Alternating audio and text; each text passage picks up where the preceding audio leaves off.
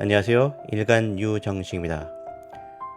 오늘은 일을 잘하지 못하는 직원들, 소위 C 플레이어들을 어떻게 다뤄야 되는지 그 방법을 함께 알아보겠습니다.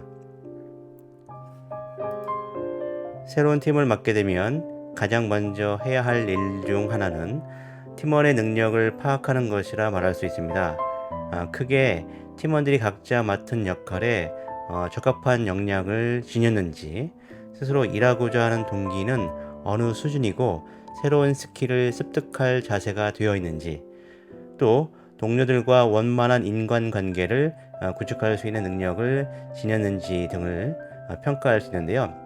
이 세 가지 카테고리 중에서 이 하나 이상의 카테고리에서 기대 수준에 미치지 못하는 직원이 바로 C 플레이어라고 할 수 있습니다. C 플레이어는 업무 마감일을 제대로 지키지 못할 뿐만 아니고요. 원하는 수준의 50% 미만의 업무 품질을 보이기 때문에 리더의 시간과 노력을 많이 잡아먹죠. 뿐만 아니라 동료를 비난하고 팀워크를 또 해치고요.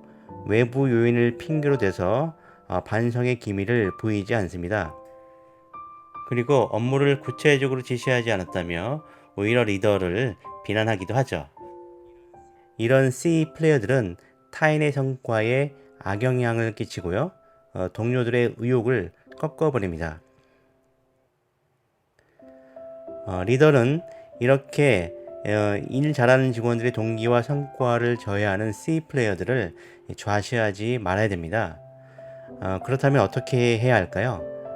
그들을 팀 밖으로 내보내야 할까요? 아니면 잘 가이드해서 B 플레이어 혹은 A 플레이어가 되도록 해야 할까요? 제이 콩호 교수와 펩시코의 부사장 앨런 처치는 C 플레이어의 유형별로 대처법이 다르다고 충고하고 있어요. 그들이 말하는 첫 번째 유형의 C 플레이어들은 담당하는 역할에 비해서 아주 역량이 떨어지는 직원입니다. 이런 직원들은 단순히 현재의 일을 수행할 능력이 되지 않기 때문에 가능하면 팀 밖으로 내보내는 쪽으로 조치를 취해야 됩니다. 여기에서 내보내라 이런 말은요, 해고를 뜻하지는 않습니다. 그 직원이 가진 역량에 맞는 역할을 조직 내에서 찾도록 도와줘야 된다, 그런 의미가 되겠습니다. 이 적합한 업무를 수행함으로써 현재보다 더 나은 성과를 얻도록 유도해야 한다는 게 조언이 되겠습니다. 물론 이렇게 여러 번의 기회를 주고도 제대로 역량을 발휘하지 못할 때는 최후의 조치를 취해야 되겠죠.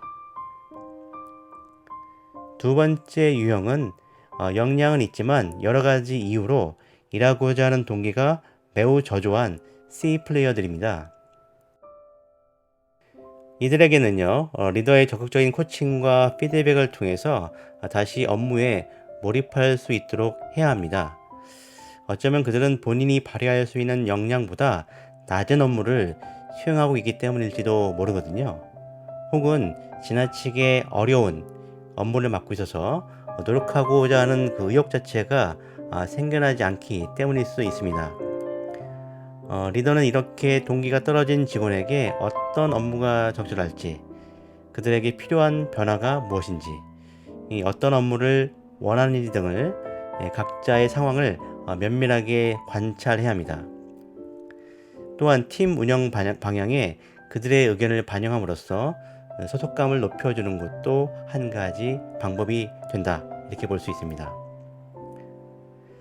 C 플레이어 세 번째 유형은 피플 스킬이 지독하게 떨어지는 그런 직원들입니다. 그들은 역량과 동기가 높아서 리더가 보기에는 그렇게 문제될 것이 없어 보입니다. 하지만 그들은 지배 욕구가 강하고요. 언행이 폭력적이고 오만하고 자기 중심적이기 때문에 팀워크를 해치고 타인의 성과를 저해할 수가 있어요. 그래서 눈여겨 살펴봐야 될 대상이 되겠습니다. 리더가 피드백해도 겉으로만 수용하는 척하고요. 결국 자기 마음대로 행동하는 경향이 아주 크죠. 그렇기 때문에 이들한테는 코칭과 멘토링의 방법은 그렇게 잘 먹히지 않습니다. 이런 유형의 C 플레이어가 있으면 다른 직원들의 의견에 귀를 기울여야 됩니다. 또 이들을 변화시키고 있다면 분명한 어조로 강하게 피드백해야 하고요. 그들의 행동이 이 조직 내 관계에 어떤 부정적 영향을 끼치는지 구체적으로 지적해야 하고요.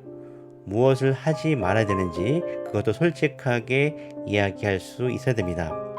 그리고 계속해서 그런 행동을 보이면 승진과 보상에 불이익이 있다, 이런 점을 냉정하게 전달해야 합니다.